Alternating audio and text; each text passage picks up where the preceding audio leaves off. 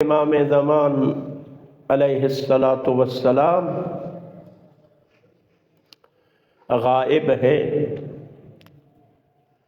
غائب ہونے کا مطلب یہ ہے کہ ظاہر نہیں ہے، ٹھیک ہے، ظاہر نہیں ہے، لیکن غائب ہونے کا قطعاً یہ مطلب نہیں ہے کہ وہ حاضر نہیں ہے، ٹھیک ہے۔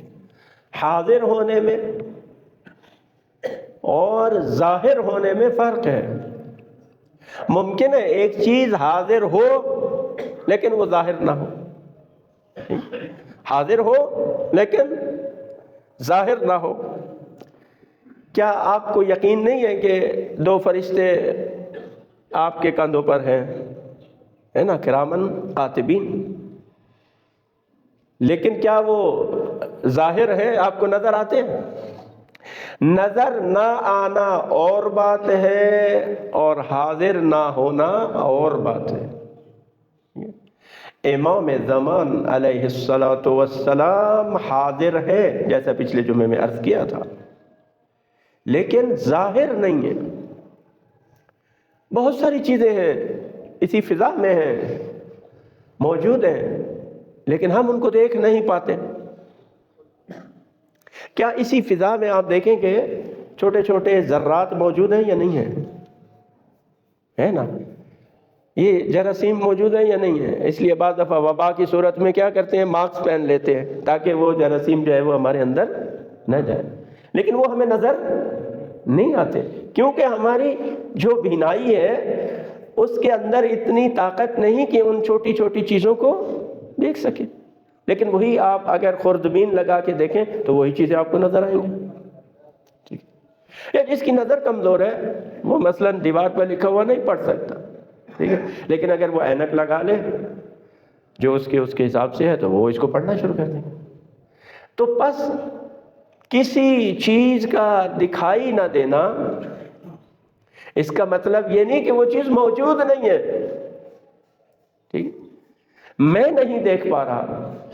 کیا اگر کوئی شخص نابینا ہے، بتائیں مجھے، اس کو آپ سب لوگ نظر آئیں گے؟ نہیں آئیں گے۔ تو اس کا مطلب کیا ہے؟ آپ موجود نہیں ہیں۔ آپ موجود ہیں لیکن اس کے اندر دیکھنے کی صلاحیت نہیں ہے۔ اسی طرح سے ہمارے اندر امام زمان علیہ السلام کو دیکھنے کی صلاحیت نہیں ہے۔ ہماری آنکھیں اندھی ہیں، ہماری آنکھوں کے آگے پردے ہیں، ہم ان حجابات کی وجہ سے اللہ کے اس نور کو نہیں دیکھ پا رہے جس نور کی وجہ سے یہ پوری کائنات روشن اور منور ہے، ٹھیک ہے۔ نابینا انسان دن کی روشنی میں بھی سورج کو نہیں دیکھ پاتا۔ اس کا مطلب یہ نہیں کہ سورج موجود نہیں ہے، امامت کا سورج موجود ہے، وہ اپنی پوری آب و تاب کے ساتھ چمک رہا ہے، لیکن ہمارے اندر وہ صلاحیت نہیں ہے کہ ہم اس کو دیکھ سکیں۔ ہمارے اعمال حجاب ہے امام زمان علیہ السلام کے دیکھنے سے۔ اگر ہم اپنے آپ کو پاکیزہ کریں، اپنے آپ کو پاکیزہ بنائیں اور گناہوں سے اپنے آپ کو بچائیں، تو امام خود فرماتے ہیں کہ اگر تم اپنے آپ کو پاکیزہ بنا لو تو پھر تمہیں ہمارے پاس آنے کی ضرورت نہیں، ہم خود آپ کے پاس آ جائیں گے۔ یہ ہم ہیں، ہم خود حجاب ہے، ہم خود ہمارے اعمال ظہور میں بھی تاخیر کا باعث ہے اور اس کو نہیں دیکھتے۔ اچھا یہ بات عرض کروں کہ کچھ لوگ ایسے ہیں جن کے لیے امام غائب نہیں ہے، وہ اپنے امام کو اپنے نزدیک پاتے ہیں۔ وہ جو کوئی امام سے حاجت طلب کرتے اور ان کی حاجت پوری ہو جاتی ہے، وہ جو فریاد کرتے ہیں، امام کو بلاتے ہیں، امام ان کی مدد کرتے ہیں، وہ جو جب کسی مشکل میں پڑ جاتے ہیں اور اپنی مشکل کے حل کے لیے اپنے آقا کو پکارتے ہیں اور آقا ان کی مدد کر دیتے ہیں، تو کیا وہ امام کو غائب پاتے ہیں؟ نہیں، وہ امام کو موجود پاتے ہیں، کیونکہ امام ان کی مدد کرتے ہیں۔ دیکھیے امام علیہ الصلوۃ والسلام تک جو ہماری آواز ہے نا، ہماری آواز، توجہ چاہتا ہوں، ہمارے کان تک بعد میں پہنچتی ہے، امام زمان علیہ الصلوۃ والسلام تک پہلے پہنچ جاتی ہے۔ یہ روشنی کی جو رفتار ہے، روشنی کیا ہے؟ نور ہے نا، روشنی کی رفتار سے بھی زیادہ یہ آواز امام زمان علیہ السلام تک پہنچتی ہے۔ یعنی امام ہمارے قریب ہیں، ان کا ہم پر احاطہ ہے، وہ ہم پر ناظر ہے، ہم ان کے سامنے ہیں۔ پچھلی دفعہ میں نے حدیث آپ کی خدمت میں پڑھی تھی کہ خداوند متعال نے نور کا ایک ستون، ایک پلر جو خدا نے لگایا ہے نور کا، جس کے ذریعے سے امام اس علاقے کے تمام لوگوں کو دیکھتے ہیں اور نظارہ کرتے ہیں۔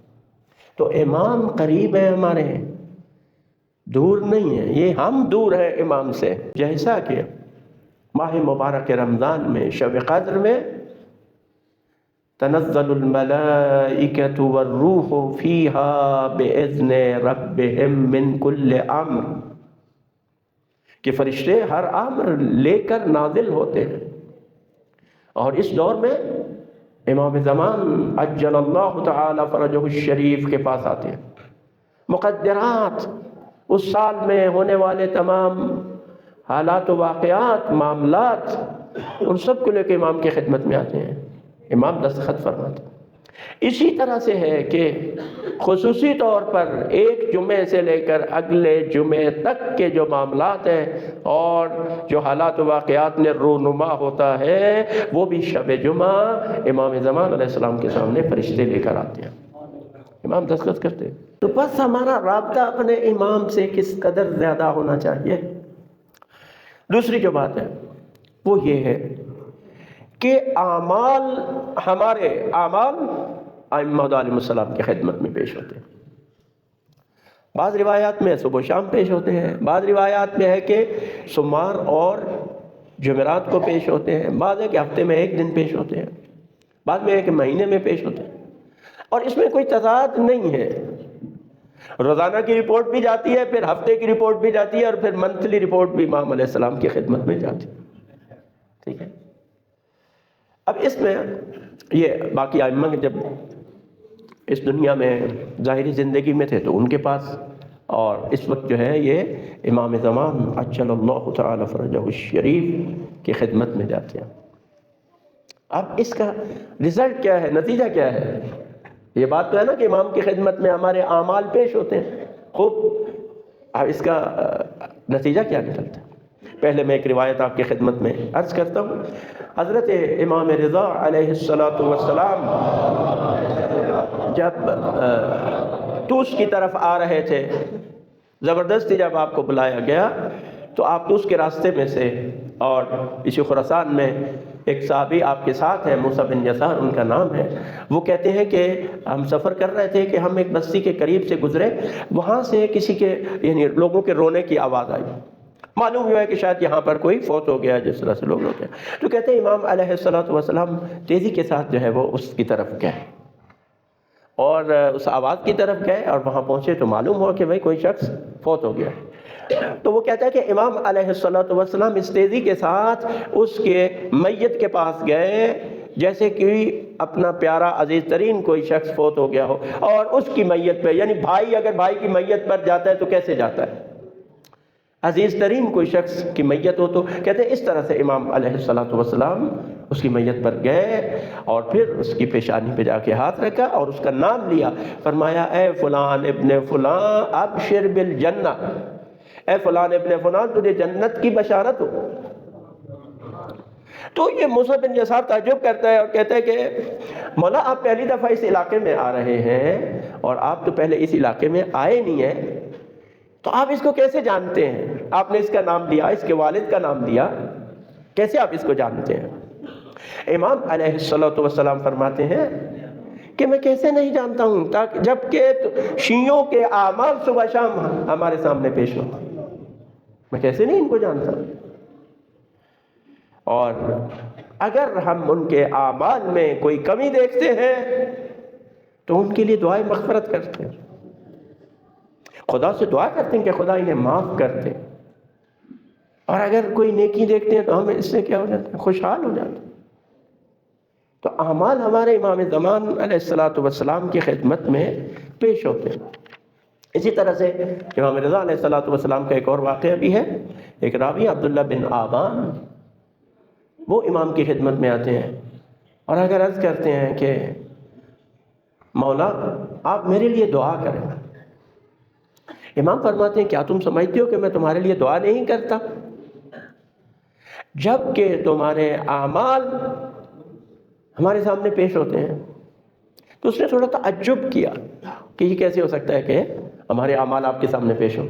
تو امام علیہ الصلوۃ والسلام نے قرآن مجید کی اس آیت کو جو ہے وہ تلاوت کیا، قُلِ اعْمَلُوا فَسَيَرَى اللَّهُ عَمَلَكُمْ وَرَسُولُهُ وَالْمُؤْمِنُونَ کہ عمل کرو، تمہارے اعمال کو اللہ دیکھتے ہیں، اس کا رسول دیکھے گا اور مومنین۔ تو امام رضا علیہ الصلوۃ والسلام فرماتے ہیں کہ خدا کی قسم اس مومنین سے مراد علی ابن ابی طالب علیہ الصلوۃ والسلام،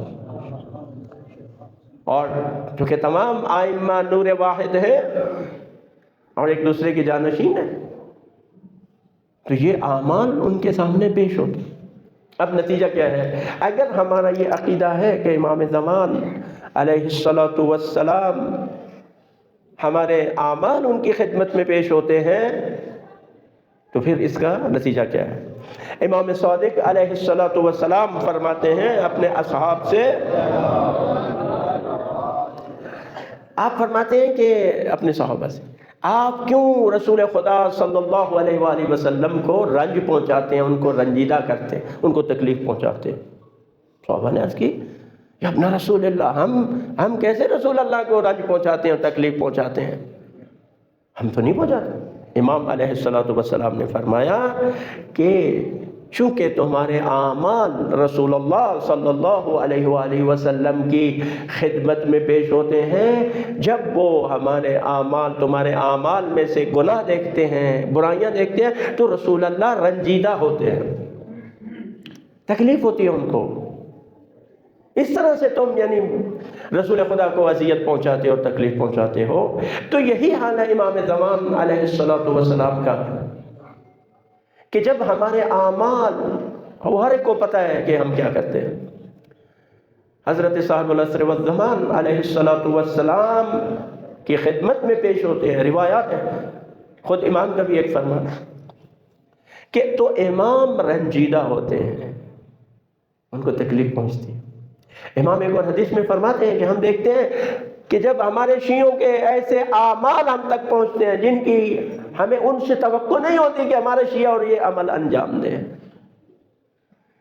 ائمہ کی ہم سے کچھ توقعات ہیں، سمجھتے ہیں جو ہمارا شیعہ ہے وہ کس طرح کا عمل انجام دے، لیکن جب توقع پہ پورا نہیں اترتے تو امام کو تکلیف ہوتی ہے۔ اور اگر ہمارے نیک اعمال، اچھے عمل امام کی خدمت میں جاتے ہیں تو امام خوش ہوتے ہیں۔